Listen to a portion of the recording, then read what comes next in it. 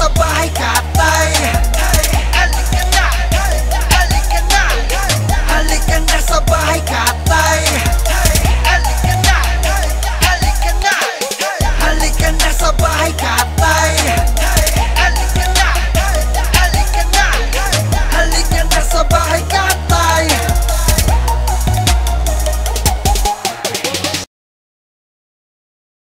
Yo! Bago natin ipakilala ang pang-sampung kalahok para sa Rap Song Competition ng finale ng Ginilig Festival namin ng mga tanggal Tatay Tres! Akin pong hinihingi ang malakas ng malakbangan at sigawan ng bahay katay! Ako nga po pala si Abaddon, nagpapasalamat ang paulit-ulit sa lahat na nakarating ngayong gabi. Sumakse mula umpisa hanggang katapusan ng Ginilig Festival Part 1! Sana po hindi kayo magsawa sa amin. Bahay katay. Sa kayo kaliwa, may MC. Magpakilala ka, kapatid. Ako nga pala si Kataganista, Crazy Family, Masters Connection. Binabati ko nga pala yung Team Bout at saka yung lahat ng tropa sa GMA. Saka sa asawa ko. Please lang, pero may dati. Yeah, okay. Kataganista, good luck. Yan, sir. Ano ba ba, bro? Ano ba ba? Binabati ba ako? Binabati ko nga pala si Michael Marca. Hindi dahil sa kanya, wala akong budget dito. Sa aking paring Jai, Gandhi 13. Yun lang, sir. Okay na. Ayos! Mukhang ready ka na. Kaya mga judges, Si Brian Garma, binabati ko rin.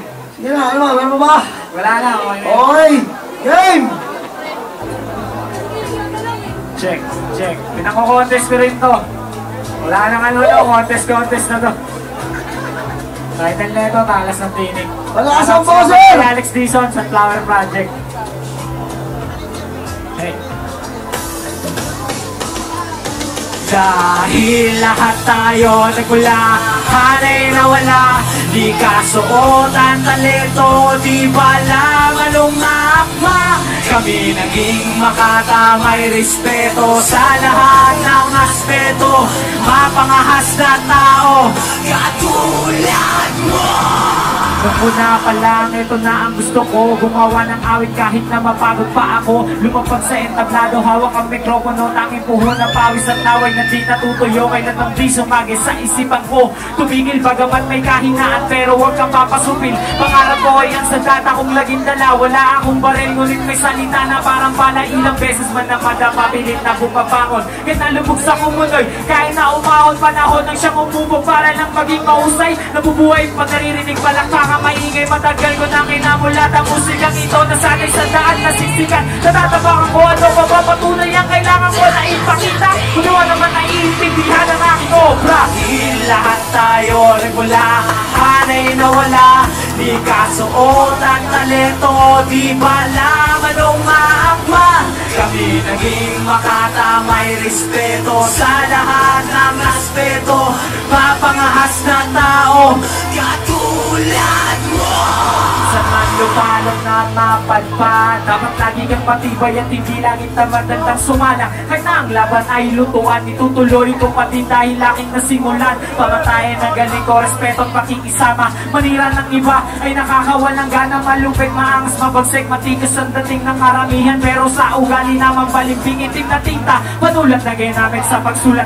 Ano mga dati, makayang-kaya kong ilapat, di nadadaan sa forma. Tawagin na makata sa pananamit pa lang iyon ang mahalata. May mga masukal na landas na dapat pagtahakin ang pagsubok at hirap ay kailangan mo tiisin. Di ba kumuha ng sakit na mga naisip mo dahil kung gusto maawakan siya pagsisikapan mo. Hey!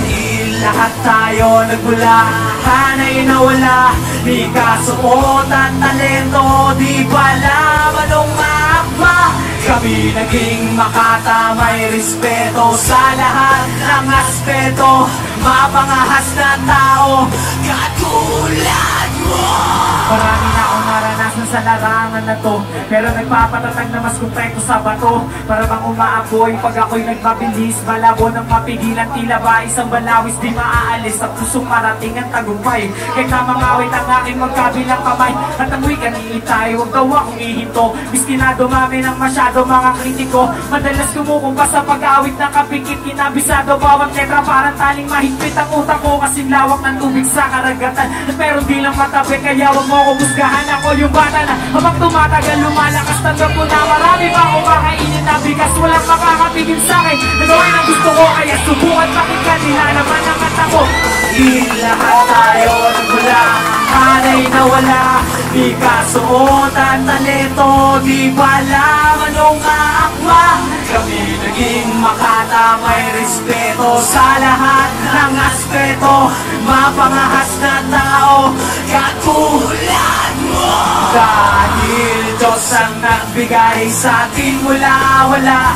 Hirap na buhay, mayaman, mahirap ay nakatakda. Kami ay basyo at liriko, ang isinalin dito. Marunong rumerespeto sa hayop katulad mo.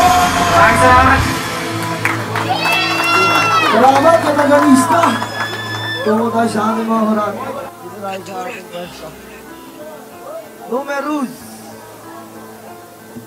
Tuturuan sila. Isa na lang. Tibigil sa ng ulo. Tinalo rin ako niyan eh. Kataganista. Ayan, isang muling nakaka-inspirang kanta para sa mga sa mga gusto at umuusbong na rapper.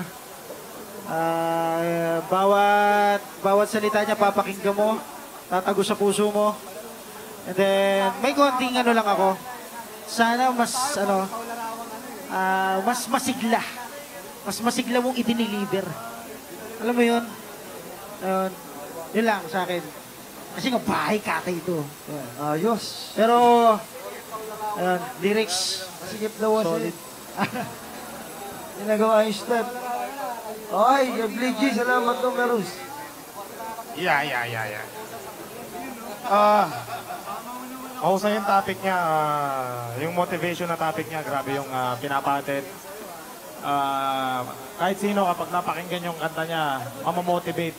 Gusto ko yung sinabi niya sa huli na wala makakapigil sa akin sa kung anong gusto ko. Lahat naman tayo may gusto tayong gawin sa buhay natin na ayaw natin pigilan.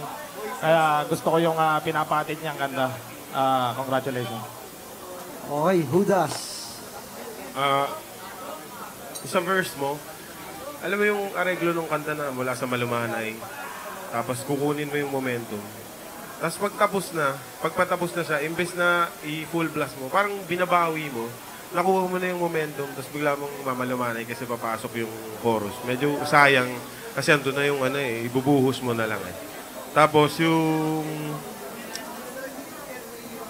approach mo medyo, sabi nga ni Numerous, masyadong malumanay. Sobrang ganda nung kanta, talagang panggising. Kumbaga, may sense talaga siya, lalo na sa mga tao na medyo ligaw o medyo parang lunod sila sa pangangarap. Tapos maririnig yun, maisip nila na may punto yung sinasabi mo. Yun lang yung delivery, masyadong safe, malumanay masyado. Yun lang. Alright. Salamat. Salamat mga judges. Salamat kataganista. Ang tabay lang tao.